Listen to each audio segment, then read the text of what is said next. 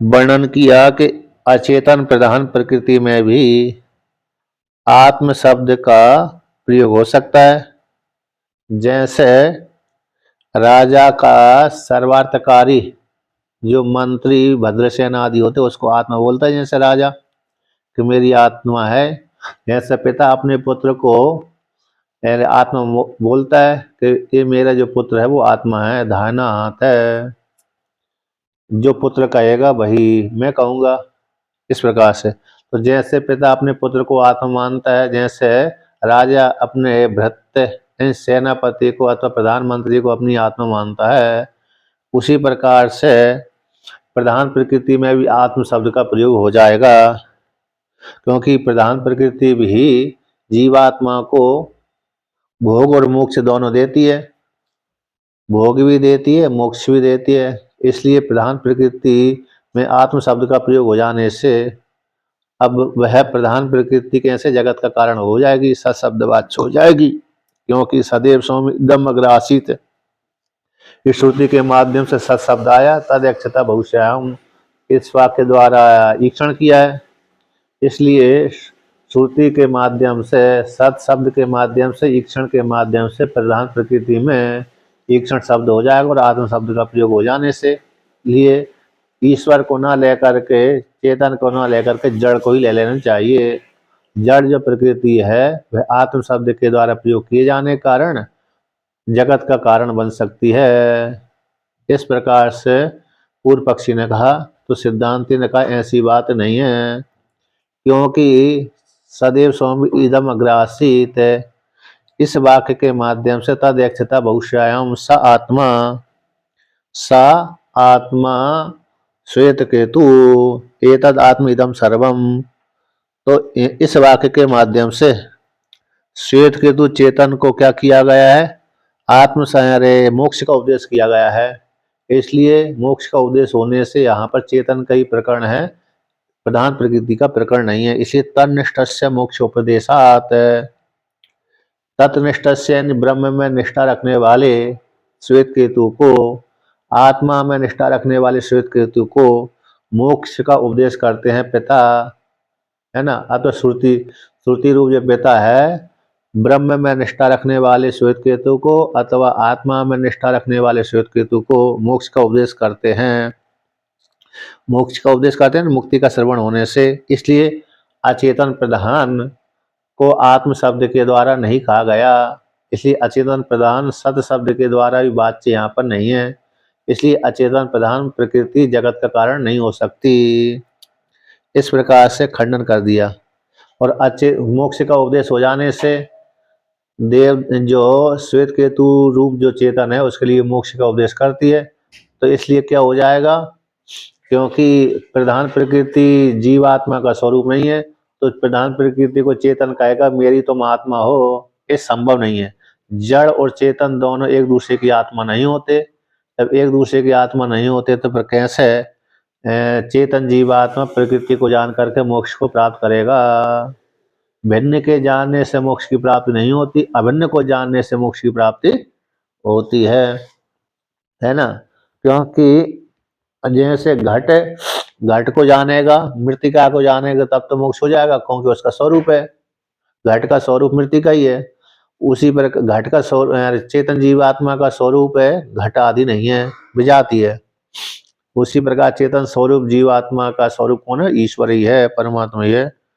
उसके ज्ञान से ही, परमात्मा के ज्ञान से अथवा आत्मा स्वयं के ज्ञान से ही श्वेत केतु रूप जो जीवात्मा उसको ज्ञान होगा, मोक्ष होगा। इस प्रकार से वर्णन किया।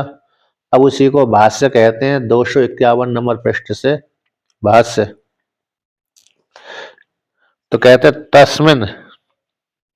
तस्मिन सत्य पदार्थ में, टीका माया तस्मिन सत्य पदार्थ में निष्ठा नित्राम स्थिति, निष्ठा शब्द का अर्थ होता है नित्राम रूपेण स्थिति इति निष्ठा, यानी अब इसकी दूसरी जगह कहीं भी निष्ठा नहीं है। जैसे भक्त होते हैं ना बहुत से, भगवान राम के प्रति निष्ठा है, कृष्ण के प्रति निष्ठा है, शिव के प्रति निष्ठा, दूसरे भगवान के प्रति उनकी निष्ठा होती नहीं है, बनती नहीं है। उसी प्रकार से साधक की भी, मुमुक्षु अधिकारी की भी किसमें निष्ठा है, परमात्मा में, परमात्मा को छोड़कर किसी दूसरे में निष्ठा बनाते नहीं है। सोपाधिक ब्रह्म में भी निष्ठा नहीं बनाता, निरूपाधिक ब्रह्म में ही निष्ठा बनाता है। ऐसी सत्पदार्थ में निष्ठा अभिद ज्ञानम यस्य स जिसका है तन्निष्ठा, उसको बोलते तनिष्ठा वाला देवदत्त, तस् उसी का मुक्ति श्रवण किया गया है। इसलिए टीका में निष्ठा वाले का लक्षण किया है। तस्मिन है सत्य पदार्थ में, किसमें? सत्य पदार्थ में, जो सत्य पदार्थ उसमें निष्ठा है, जिसकी निष्ठा है यानी अभिज्ञान, यस जिसका, जिस श्वेत केतु का, सब है तनिष्ठा वाला श्वेत केतु, तस् उसी श्वेत केतु को मुक्ति का श्रवण सुना गया है श्रुति में। अब कहते हैं न प्रधानम अचेतनम आत्म शब्द आलम्बनम भवितुम अर्हति। जो प्रधान प्रकृति है, प्रधान जो प्रकृति है वह अचेतन है, जड़ है, आत्म शब्द का आश्रय होने के योग्य नहीं है। आलम्बन बोलते हैं आश्रय, तो आत्म शब्द के आश्रय होने के योग्य नहीं है। क्यों? प्रधान प्रकृति को कोई आत्मा नहीं बोलता, उसको कहते हैं स आत्मा। हे श्वेत केतु वह तुम ही हो, स आत्मा।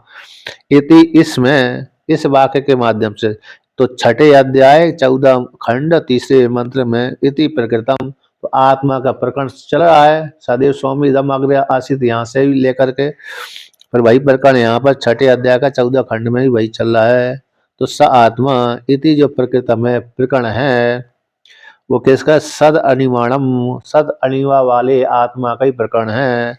उस ऐसे सद अनिमा अणिमानम, तो सद सद यानी तीनों कालों में रहते, ऐसे अणिमानम यानी सूक्ष्मम, ऐसा सूक्ष्म रूप जो परमात्मा है उसको लेकर के ही, आत्मा को लेकर के ही, परमात्मा को लेकर के ही तत्त्वमसि श्वेत केतु, हे श्वेत केतु वह तुम ही हो। इति इस वाक्य के, इसी वाक्य में चेतनस्य श्वेत केतुर मोक्षयितव्यस्य तन्निष्ठाम उपदिश्य, तो जो इस तत्त्वमसि श्वेत केतु इस वाक्य के माध्यम से चेतन जो श्वेत केतु है, कौन है? चेतन रूप जो श्वेत केतु है उसके लिए, उसके लिए कहते हैं श्वेत श्वेत केतु के लिए मोक्षयितव्यस्य, जो मोक्ष को प्राप्त करने की इच्छा करता है, मोक्ष को चाहता है। किसको चाहता है? मोक्ष को। क्योंकि पिताजी ने बोल दिया, जब श्वेत केतु अध्ययन करने के पश्चात गुरुकुल में लौट कर, गुरुकुल से लौट करके आया तो अहंकार उसको हो गया था, पिताजी को प्रणाम नहीं किया, तो पिताजी ने प्रश्न कर दिया, हे श्वेत केतु क्या तुमको ज्ञान है कि जिसके जान लेने पर सब कुछ जान लिया जाता है, जिस एक को जान लेने पर सब कुछ जान लिया जाता है, जिस एक तत्व को जान लेने के पश्चात फिर कोई जानने शेष नहीं रहता, क्या उसको तुमने जान लिया है? तो श्वेत केतु को ज्ञान नहीं था। उसने सोची पिताजी यदि मेरे को दोबारा के आचार्य के पास भेजेंगे तो 12 वर्ष फिर रहना पड़ेगी। अब गुरुकुल में 12 वर्ष रहे तो नियम पालन करना पड़ती है गुरुकुल में, तो इसलिए ठंडी में उठना पड़ती है, ठंडी गर्मी शीत सभी में गुरु के अनुसार ही शासन चलता है वहाँ, तो मजबूरी हो जाती है विद्यार्थी को। इसलिए बहुत ने ठंडी गर्मी को देख करके झूठे ही बोल दिया, मेरे आचार्य को जितना आया था उन्होंने पढ़ा दिया, उनको आते ही नहीं आ गए, तो फिर इसलिए जाने की क्या आवश्यकता है, इसलिए तुम ही बता दो, आप ही बता दो। फिर पिता ने बताया, इसलिए वहां पर ऐसा श्वेत केतु चेतन को मोक्ष की इच्छा हो गई, जानने की इच्छा हो गई, जिज्ञासा, तो इसलिए ऐसे मोक्षी तब्य से श्वेत केतु, जो मोक्ष चाहने वाला श्वेत केतु के लिए तन्निष्ठा उपदेश्य है। तन सत्व तन का अर्थ हो गया सत पदार्थ में निष्ठा यानी अभेद ज्ञान जिसका है, उस ऐसे उसके लिए, इसके लिए आचार्य श्वेत केतु के लिए उस निष्ठा को उपदेश करके, श्रुति ने उपदेश कर दिया, उपदेश करके तन निष्ठा में ब्रह्म में निष्ठा रखने वाले श्वेत केतु को ऐसी निष्ठा को उपदेश करके आचार्यवान पुरुषो वेदा, आचार्य से अनुशासित, आचार्यवान का अर्थ होता है 3 वान होते हैं, मातृमान, पितृमान, आचार्यवान। पहला पुत्र माता के द्वारा अनुशासित होता है, इसलिए मातृमान कहते हैं। फिर माता ने अपना उपदेश कर दिया पुत्र को, शिक्षा दे दी, पैदा करने के पश्चात जहाँ तक गुरुकुल में नहीं जाता है तब तक माता शिक्षा देती रहती है, तो मातृमान हो जाता है। फिर पिता का नंबर आ जाता है तो पिता उसको उपदेश करता है तो पितृमान हो जाता है। फिर माता पिता के द्वारा बचा हुआ ज्ञान को आचार्य उपदेश कर देता है, तो इसलिए आचार्यवान होता है। तो जो 3 बाण वाला होता है वो फिर गलत कार्य में नहीं प्रवृत्त होता है, ऐसा सामान्य है। और जो इस प्रकार से अनुशासित नहीं होता वो गलत कार्य में प्रवृत्त हो जाता है, ऐसा ऐसा नियम हो जाता है, सामान्य वाक्य है। तो इसलिए जो मातृमान है, पितृमान है और आचार्यवान है, ये तीनों को विशेष महिमा। इस ऐसे 3 वाला जो पुरुष होता है तो वो उसकी विशेष महिमा होती है। तो ऐसा जो आचार्यवान पुरुषो वेदा, आचार्य से अनुशासित जो पुरुष उस आत्म तत्व को जान लेता है, तस्य उस अधिक विद्वान का तावदेव चिरम यावत न विमुक्ष से अत संपत्स्य इति मोक्ष उपदेशात। तो इसमें 6 अध्याय 14 और 2 में ये मोक्ष उपदेश सुना गया है। तो तस् उस विद्वान को उतनी ही तावत उतना ही चिरम देर है, यावत जब तक विमुक्ष से, जब तक शरीर नहीं छूटता है तब तक विधेय कैवल्य की प्राप्ति में उतनी देर है। जीवन मुक्त अवस्था में तो विचरण करता है विद्वान, जीवन मुक्त अवस्था में तो विचरण करता रहता है। जिस दिन ज्ञान हो गया उसी दिन से वो जीवन मुक्त अवस्था में विचरण करता रहता है। अब उसको विधेय कैवल्य की प्राप्ति में कितनी देर ही बची रहती है कि जब तक उसका प्रारब्ध भोग समाप्त नहीं होता। जैसे ही साधक का प्रारब्ध भोग समाप्त होता है उसी काल में उसको विधेय कैवल्य की प्राप्ति हो जाती है। शरीर छूटने के पश्चात ज्ञान तो पहले से ही हो गया, तो ज्ञान पहले होने के पश्चात फिर जीवन मुक्त अवस्था में विचरण करता रहता है विद्वान। अब उसको ब्रह्म की प्राप्ति में एकीभूत होने के लिए उतनी देर, विधेय केवल की प्राप्ति के लिए उतनी देरी बची है जब तक जीवात्मा का प्रारब्ध भोग, विद्वान का जब तक प्रारब्ध भोग समाप्त नहीं होता। जैसे प्रारब्ध भोग समाप्त होता है तो शरीर छूट जाता है, तो संपत्ति से परमात्मा में लीन हो जाता है। इति इस वाक्य के माध्यम से मोक्ष का उपदेश सुना गया चांदोग्य उपनिषद में श्वेत केतु के लिए। ये मोक्ष का उपदेश सुना गया तो उस आत्मा को जानने से ही मोक्ष की प्राप्ति होती है, ना कि प्रधान प्रकृति को। सांख्यवादी तो ऐसा मानते हैं, सांख्य दर्शन वाले, प्रधान को जान लो और पुरुष को जान लो कि जो प्रधान अलग है, प्रधान प्रकृति अलग है और पुरुष अलग है। इतने मात्र ज्ञान से ही पुरुष को ज्ञान हो जाता है, फिर दोबारा फिर कभी भी प्रकृति के साथ संग उसका नहीं होता, उस पुरुष का मुक्त हो गया, ऐसा वो मानता है, ऐसा वो सांख्य दर्शन में मानते हैं। अब यहाँ पर पूर्व पक्षी से सिद्धांती कहता है, इस पर प्रश्न करता है कि यदि ही अचेतनम प्रधानम सत शब्द वाच्यम तद असी इति ग्राह्येत, यदि ही यानी क्योंकि ऐसा जिस कारण से तस्मत उसी दूसरे, यदि अचेतन प्रधान को सत शब्द वाच्य स्वीकार करेंगे तो तद वह ही तुम हो। इस प्रकार से श्वेत केतु ग्रहण होना चाहिए था। ऐसे सदैव सोम इदम अग्रासित में जो सत शब्द आया है उस सत शब्द से यदि अचेतन प्रकृति को ग्रहण करेंगे, स्वीकार करेंगे, तो फिर हे श्वेत केतु तुम जड़ हो, इस प्रकार से ग्रहण करना चाहिए था, गृहित होगा। तो मुमुक्षुम चेतनम संतम अचेतनो असीति तदा विपरीत वादी शास्त्रम पुरुषस्य अनर्थाय इति अप्रमाणम स्यात्। तो फिर कैसे हो, मुमुक्षु चेतन के प्रति विद्यमान जो चेतन मुमुक्षु है, श्वेत केतु है, तो कहते अचेतनो असीति, तुम अचेतन हो। कैसे हो जाएगा, अचेतन हो।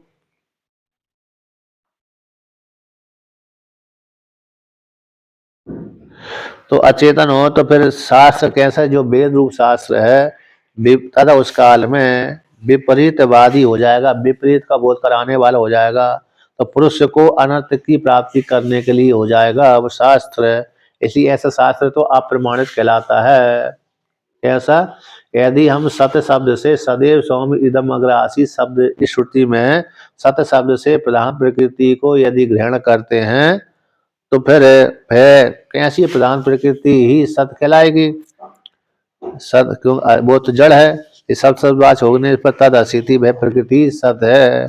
ऐसा ग्रहण होने पर तो मुमुक्षु चेतन भी उसी प्रकृति को जानेगा, तो जानेगा तो फिर उसको विपरीत वाला विपरीत अचेतन ही पुरुष हो जाएगा।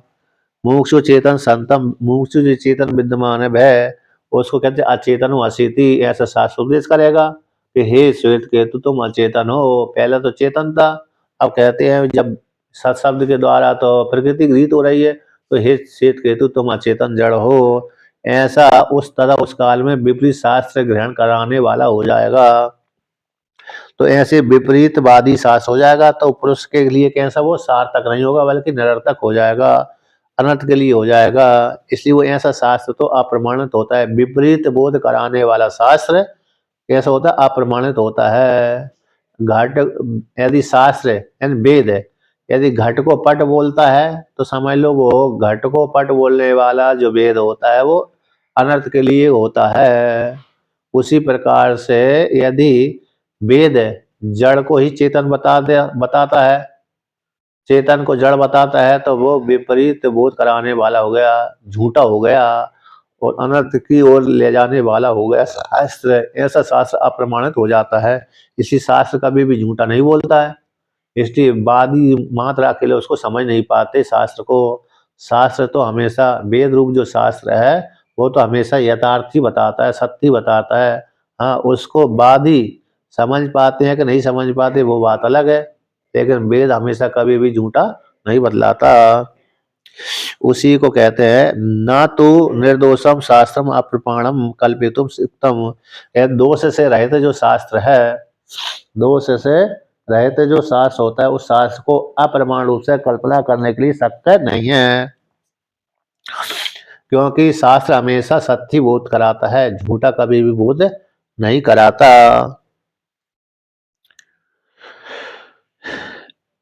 तो यहाँ पर कहते यदि चा अज्ञस्य सतो मुमुक्षो हो अचेतनम आत्मानम आत्मा इति उपदिशेत तो प्रमाणभूतम शास्त्रम स श्रद्धानतया अंध गोलांगुल न्यायेन तद आत्मदृष्टि न परित्यजेत तद व्यतिरिक्तम च आत्मानं न प्रतिपद्येत तथा सति पुरुषार्थाद विहन्यता अनर्थम चरिच्छेत। कहते यदि, क्योंकि शास्त्र किसको उपदेश करते हैं? अज्ञानी व्यक्ति को उपदेश करता है। शास्त्र हमेशा अज्ञानी को विषय करने वाला होता है, ज्ञानी को तो विषय करने वाला शास्त्र होता ही नहीं है, क्योंकि ज्ञानी तो को विधि को निषेधा। इस वाक्य के अनुसार वेद से परे हो जाता है। वेद के शासन, विद्वान जो ब्रह्म वेदता है वह वेद के शासन से परे हो जाता है, वेद उसके ऊपर शासन नहीं करता। वेद तभी तक शासन करता है अरे साधक के ऊपर जब तक उसको ब्रह्म ज्ञान नहीं हुआ।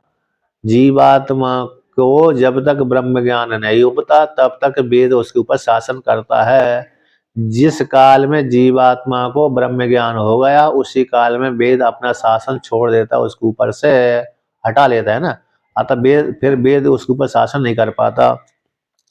तो यदि अज्ञानी जो विद्वान मुमुक्षु है, श्वेत केतु है, अज्ञ क्योंकि अज्ञानी है और विद्वान है, ऐसे मुमुक्षु श्वेत केतु मुमुक्षु के लिए, चेतन को लिए, मुमुक्षु चेतन अज्ञानी के लिए अचेतन आत्मानम, अचेतन आत्मा को यदि शास्त्र उपदेश करता है कि आत्मा इति उपदिशेत है, अचेतन प्रधान प्रकृति आत्मा है, तो शास्त्र के ऊपर वो प्रमाण रूप से स्वीकार कर लेगा। तो प्रमाणभूतम शास्त्रम, तो शास्त्र तो कैसे प्रमाणभूत है? क्योंकि शास्त्र के प्रति अज्ञानी की श्रद्धा बैठी हुई है। यदि श्रद्धा न बैठे शास्त्र के ऊपर तो फिर कोई भी फिर शास्त्र को मानेगा ही नहीं।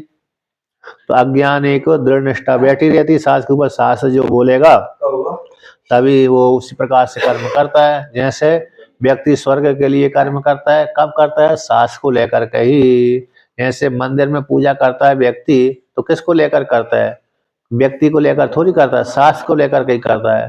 क्योंकि भगव शास्त्र ने कह दिया, वेद ने कह दिया कि मंदिर में भगवान की पूजा करने से तुमको तत्त लोक फल की प्राप्ति, धन ऐश्वर्य आदि की प्राप्ति हो जाएगी। तो इसी बात के ऊपर, इसी शास्त्र के वचन के ऊपर ही व्यक्ति मंदिर में जाते हैं, पूजा पाठ करते हैं। यदि शास्त्र कह दे कि मंदिर में जाने से तुमको कोई फल नहीं प्राप्त होगा, तो कोई फिर व्यक्ति थोड़ी जाएगा मंदिर में, है ना। फिर तो वो कहेगा क्यों जाएं भाई व्यर्थ में।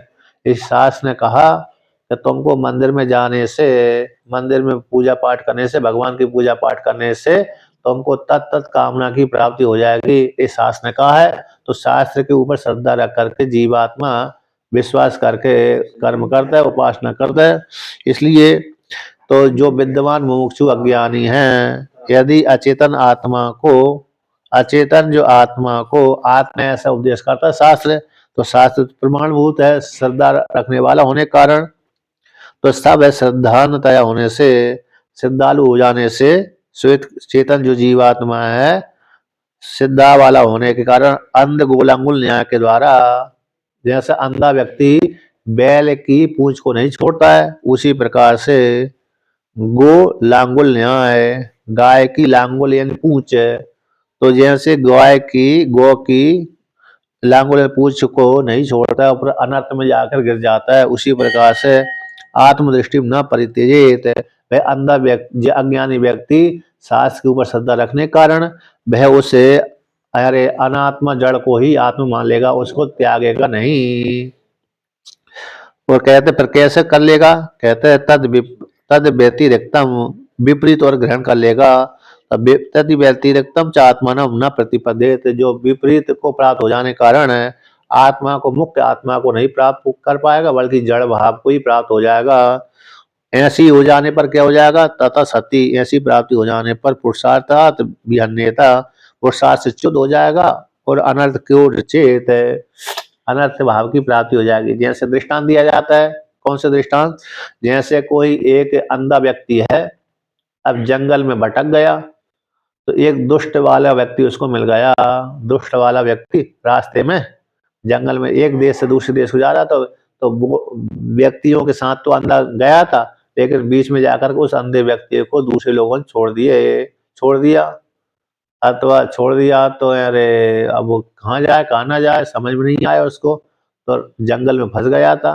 अब एक उसके सामने दुष्ट व्यक्ति मिल गया, आनंद लेने वाला, मस्करी लगाने वाला, तो उसने देखा कि ये अंधा व्यक्ति है, चलो मजे लेते हैं, आनंद लेते हैं। तो उसके कहते हैं हो भाग्यवान, तुम कहाँ जा रहे हो, ऐसे बोल दिया। अरे ऐसी तो तुम कहाँ जा रहे हो, बड़े कष्ट को भाव को प्राप्त हो गए हुए हो तुम, तो बड़े कष्ट भाव को तुम प्राप्त हुए हो, तुम किधर जा रहे हो, कहाँ जा रहे हो। जब ऐसे मीठी मीठी वाणी बोली, तो मीठी वाणी को सुन करके कहते हैं आओ मेरे धन्य भाग, जो आप जैसे धर्मात्मा मेरे को प्राप्त हो गए, अब मैं निश्चित अपने गंतव्य को प्राप्त हो जाऊंगा, मेरे को मार्ग बता दीजिए, है न, मेरे को ले चलिए, अपने स्वदेश को ले चलिए। जब इस प्रकार से उसने प्रार्थना करी, तो दुष्ट व्यक्ति ने कहा ठीक है, मैं तुमको पहुंचा देता हूँ। देखो ये जो नंदी है, बैल है, इसकी पूंछ मत छोड़ना, इसकी पूंछ मत छोड़ना। ये जो बैल सीधा सीधा आप गंतव्य दिशा को ले जाएगा, कहाँ ले जाएगा, जहां पर तुम जा रहे हो वहीं पर पहुंचा देगा उस गांव को। तो श्रद्धालु होने से उसने कहा ये मेरा अरे पालनहार है, मतलब गंतव्य देश को पहुंचाने वाला है, मुक्तिदाता है, कष्ट से छुड़ाने वाला है। क्योंकि अभी तक तो इसकी बात नहीं मानूंगा तो जंगल में भटकता रहूंगा और कहीं शेर भालू और न खा जाए। अब जो इसके ऊपर विश्वास कर लेता हूँ, तो विश्वास करके उसने, अंधे व्यक्ति ने बैल की पूंछ पकड़ ली, और बैल की पूंछ पकड़ ली, बस चलने लगा। उसने कहा बैल की पूंछ नहीं छोड़ना, नहीं तो तुम गंतव्य को नहीं पहुंच पाओगे। तो जब इस प्रकार से बोल दिया उसने, अब वो तो था दुष्ट आत्मा, तो इसने बैल की, उस दुष्ट व्यक्ति की बात के ऊपर विश्वास करके उसकी बैल की पूंछ पकड़ ली। अब चलने लगा अंधा, तो अंधा, तो बैल जिधर जाता था उधर ही उस अंधा जाता था। तो बैल ने तो जंगल आदि में, गड्ढे आदि में ले गया, उसको गिरा दिया, संकट को प्राप्त हो गया। कैसे हो जाता, वो संकट को प्राप्त हो जाता, क्योंकि बैल ठीक ठीक रास्ते से नहीं चला था, इधर वो चरने के लिए जंगल में भटक गया, पहाड़ के ऊपर चला गया, गड्ढे में चला गया, तो अंधे व्यक्ति को भी गड्ढे में ले गया वो बैल, तो जिससे अंधा वाला व्यक्ति पहले तो परेशान था ही, और गड्ढे में गिर जाने से और परेशान हो गया और अपने गंतव्य देश को नहीं पहुंच पाया। उसी प्रकार से जैसे यदि शास्त्र प्रधान प्रकृति को ही जो जड़ है उसी को यदि आत्म रूप से उपदेश करता है, तो उसने तो श्रद्धा कर ली थी अज्ञानी व्यक्ति ने, शास्त्र बोलता तो ठीक है, इसलिए उस अंधे व्यक्ति, उस अज्ञानी व्यक्ति ने भी उसी का चिंतन किया, प्रकृति को ही आत्मा माना। ऐसा चिंतन करते करते वो उस शास्त्र से च्युत हो गया। आत्मा को, मुख्य आत्मा को तो प्राप्त नहीं हुआ, बल्कि जैसे पहले था वैसे ही हो गया, अनर्थ की संसार रूप अनर्थ को ही प्राप्त हो गया, संसार रूप अनर्थ। क्योंकि प्रधान प्रकृति का चिंतन करने से मोक्ष रूप फल की प्राप्ति नहीं होती। क्यों? प्रधान प्रकृति जीवात्मा का स्वरूप नहीं है, बल्कि चेतन जीवात्मा का स्वरूप तो आत्मा ही है, परमात्मा ही है। उसका चिंतन करने से उसको मोक्ष रूप फल की प्राप्ति होती है। इसलिए प्रधान प्रकृति का चिंतन करने से मोक्ष रूप फल की प्राप्ति नहीं होती, क्योंकि वो भिन्न स्वरूप वाली है। वो प्रधान प्रकृति जड़ है और श्वेत केतु रूप जो चेतन जीवात्मा चेतन है। चेतन यदि जड़ का चिंतन करेगा तो फिर शास्त्र से च्युत हो जाएगा, अर्थात मोक्ष रूप फल की प्राप्ति नहीं होगी, क्योंकि वह प्रधान प्रकृति चेतन जीवात्मा का स्वरूप नहीं है। इस प्रकार से इसलिए कहा गया पुरुषार्थ से विहन्यता और अनर्थ के लिए प्राप्त हो जाएगा। अनर्थ की रच्छेद गच्छेत, अनर्थ रूप फल की प्राप्ति हो जाती है। तस्माद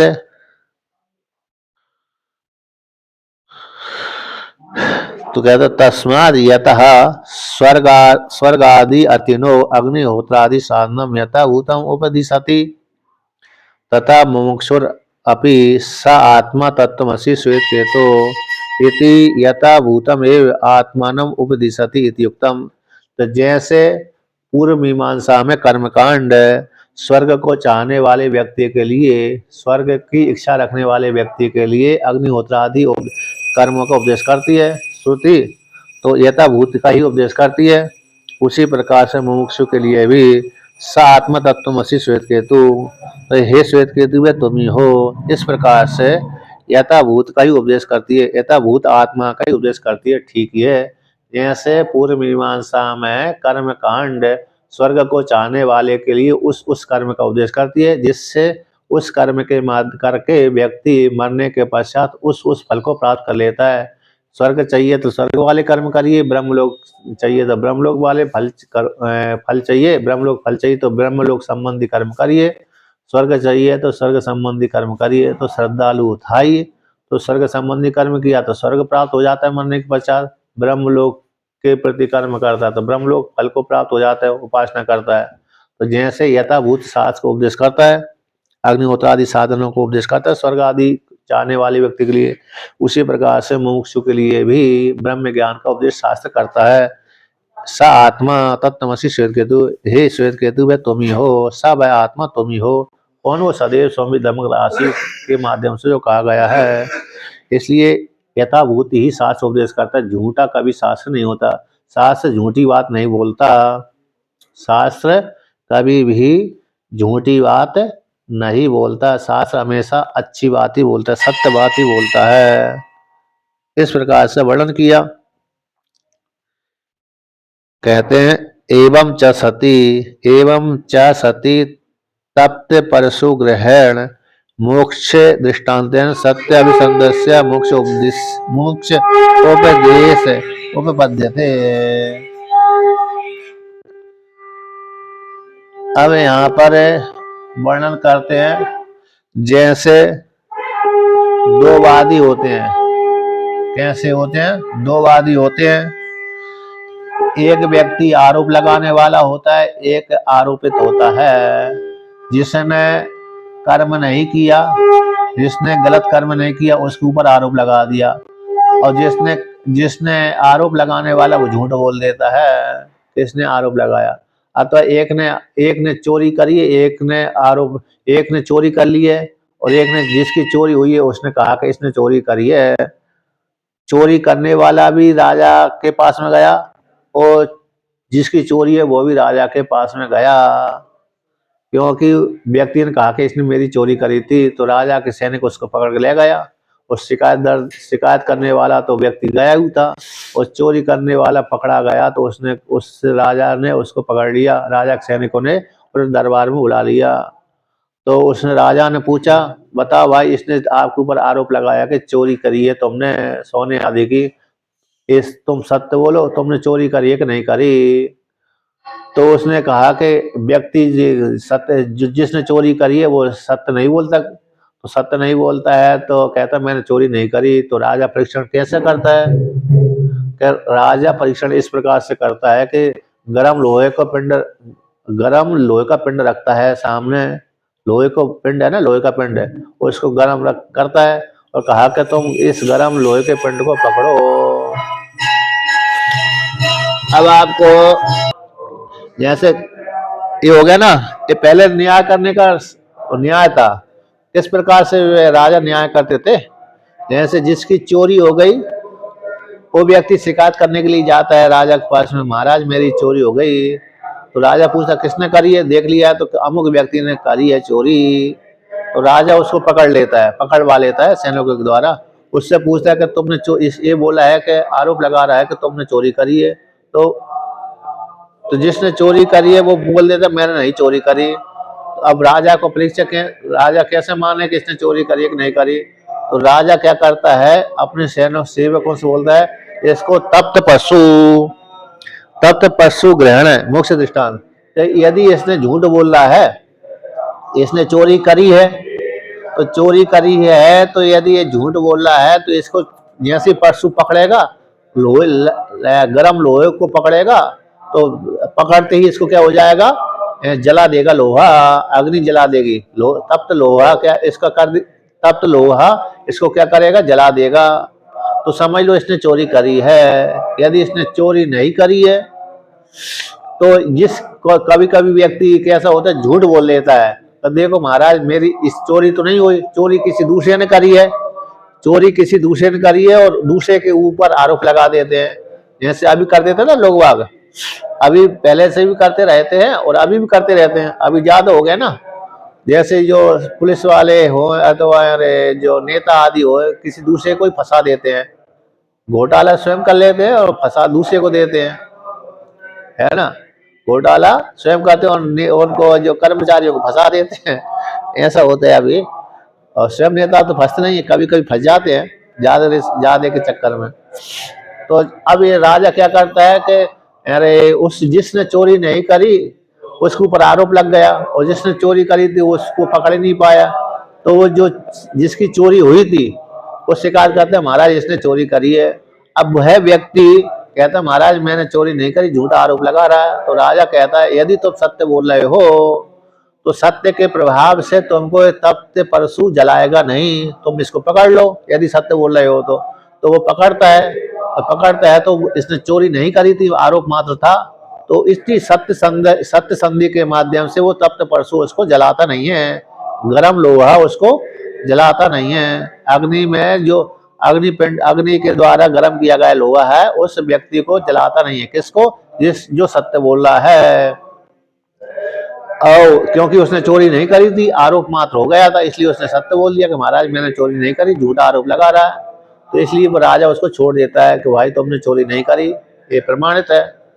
अब जिसने आरोप लगाया तो उसके ऊपर बोले तुम गलत आरोप लगाया, उसको दंड दे देता है थोड़ा बहुत। अथवा जिसकी चोरी हुई थी उसका हक हम दूसरा ढूंढ कर देंगे, जिसने चोरी करी थी उसको खोजेंगे।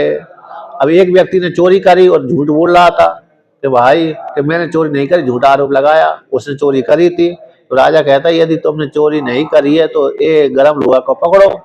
तो जैसे गरम लोहा को पकड़ता है और चोरी करी थी उसने तो जल जाता है। तो राजा कहता है इसने चोरी करी है, जेल में डाल देता है और उसको धन आदि बरामद कर देता है, मतलब ग्रहण कर लेता है।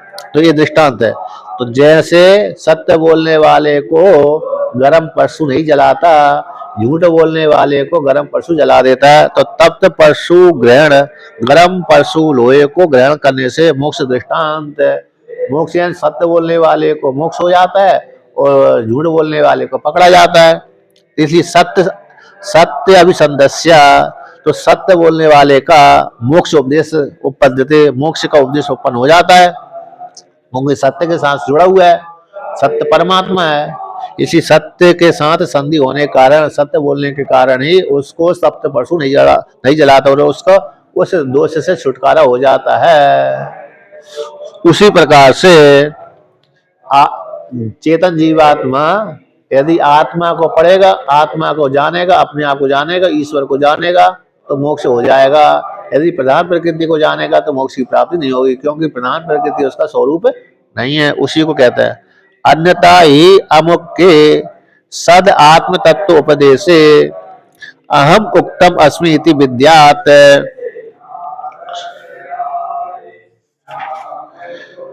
इति वत संपत मात्रम इदम अनित्यम फलम स्यात्। यदि ऐसा नहीं मानते, अमुख्य में ही, अमुख्य प्रधान को ही आत्मा मानेंगे, तो सद आत्म तत्व अमुख्य में ही उपदेश किए जाने पर, अन्यथा ऐसा स्वीकार न करने पर, तो जो गुण है सदात्म तत्व का उपदेश गुण में करेंगे, मुख्य में नहीं करेंगे।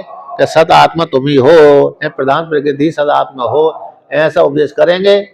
तो ऐसा करेंगे तो हम उक्तम अस्मिति, मैं उक्त हूँ, इस प्रकार से ये उपासना है। उक्त यानी प्राण, उक्त शब्द इसका प्राण का वाचक होता है, तो मैं प्राण हूँ, इस प्रकार से उपासना मात्र हो जाएगी। अब यानी मैं देवदत्त कौन हूँ, उक्त हूँ, उक्त अस्मि प्राण हूँ, इस प्रकार से जानने जो जानता है तो हिरण्यगर्भ लोक फल को प्राप्त कर लेता है। तो यहाँ पर संपत्ति मात्र, संपत्ति संपत्ति, संपत्ति उपासना यानी हंग्र उपासना, तो संपत्ति मात्र इदम अनित्यम फलम स्यात्। जैसे यहाँ पर अनित्य फल होता है, यानी उपासना मात्र है, तो लोकांतर फल की प्राप्ति होगी। उसी प्रकार से जो आत्म तत्व से रहित, सदात्म तत्व से रहित, अमुक्त में ही यानी गौण में ही प्रधान प्रकृति को आत्म रूप से उपदेश करेगी श्रुति, तो गौण फल को प्राप्त होगी। गौण फल को ही श्वेत केतु प्राप्त करेगा, मुख्य फल को प्राप्त है वो श्वेत केतु नहीं कर सकता।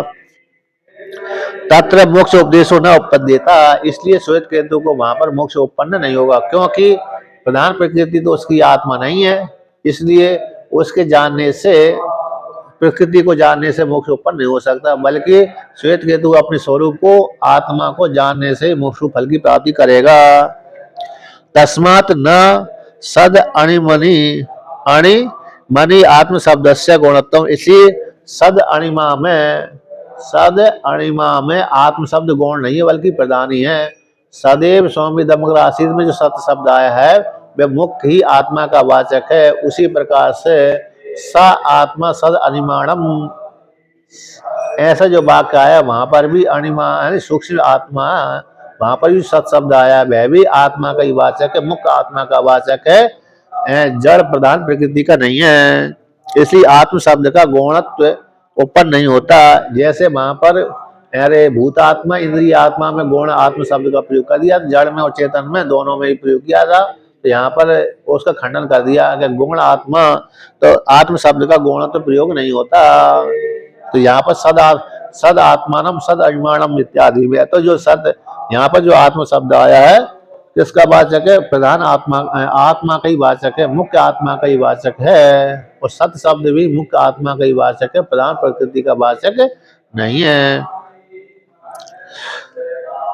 अब कहते जो दृष्टांत दिया था कि जैसे स्वामी अपने सेवक को आत्मा मानता है, पुत्र जैसे पिता जैसे अपने पुत्र को आत्मा मानता है, उसी प्रकार से प्रधान प्रकृति सारे कार्य करने कारण जीवात्मा के भोग और मोक्ष देने कारण वो आत्मा हो जाएगी।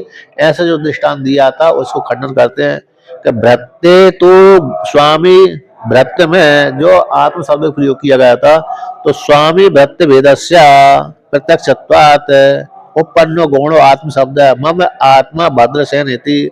भ्रत्य के स्वामी और भ्रत्य का, तो स्वामी और भ्रत्य के भेद का तो प्रत्यक्ष ही है, स्वामी अलग है और भ्रत्य यानी सेवक अलग है, इसमें भेद प्रत्यक्ष है। इसलिए यहाँ पर गौण आत्मा उत्पन्न हो जाता है। जहाँ पर स्पष्ट भेद ज्ञान होता है वहां पर गौण आत्मा दिख जाती है, और जहाँ पर स्पष्ट भेद ज्ञान नहीं होता वहां पर मिथ्या आत्मा प्रयोग कर देते हैं। शरीर में मिथ्या आत्मा प्रयोग होती है, ज्ञान के द्वारा बाध हो जाता है। तो जहाँ पर गौण आत्मा कहाँ होती है, तीन प्रकार की आत्मा वर्णन किया था पहले, एक मुख्य आत्मा, एक गौण आत्मा, एक नित्य आत्मा। तो मुख्य आत्मा तो हमारा स्वरूप ही है, चेतन जीवात्मा ही मुख्य आत्मा कहलाती है। वो चाहे ईश्वर हो, चाहे जीवात्मा हो, चाहे ब्रह्म हो, ये मुख्य आत्मा कहलाएगी। अब गौण आत्मा किसको कहते हैं? जैसे पत्नी, पत्नी को हर कुछ सब कुछ मानता है व्यक्ति, पुत्र को सब कुछ मानता है, पिता को सब कुछ मानता है, माता को सब कुछ मानता है, सेवक को सब कुछ मानता है। तो यहाँ पर गुण आत्मा है, क्योंकि व्यक्ति जो मानने वाला है ना, पिता ही सब कुछ है, तो ऐसे जानने वाला व्यक्ति अपने अपने से भिन्न पिता को जान रहा है, स्पष्ट ज्ञान हो रहा है उसको। अब पति भी अपनी पत्नी को सब कुछ मानता है, कोई तो ऐसी पति अलग है, पत्नी अलग है, स्पष्ट भेद ज्ञान हो रहा है। पुत्र, पिता जैसे अपने पुत्र को सब कुछ मानता है, तो वहां भी पिता अपने अपने को भिन्न करके जाना, पुत्र को अलग करके जाना। तो स्पष्ट जहाँ पर भेद होता है वहां पर गौण आत्मा स्वीकार कर लेते हैं। जहाँ पर स्पष्ट भेद ज्ञान नहीं होता है वहां पर मिथ्या आत्मा, जैसे शरीर में स्पष्ट भेद नहीं है, इसलिए स्पष्ट भेद न होने भ्रम के कारण शरीर को आत्मा लेते, इसलिए शरीर को मिथ्या आत्मा बोलते हैं। तो ज्ञान के द्वारा बाधित हो जाता है, विपरीत भावना जिसको बोलते हैं। इसलिए यहाँ पर स्वामी और सेवक में जो भेद है, स्वामी सेवक का भेद है, ये तो प्रत्यक्ष है, इसलिए गौण आत्मा शब्द प्रयोग हो जाता है। मम आत्मा भद्रसेन, नृत्य में मम आत्मा भद्रसेन ऐसा प्रयोग हो जाएगा, क्योंकि स्पष्ट भेद ज्ञान है।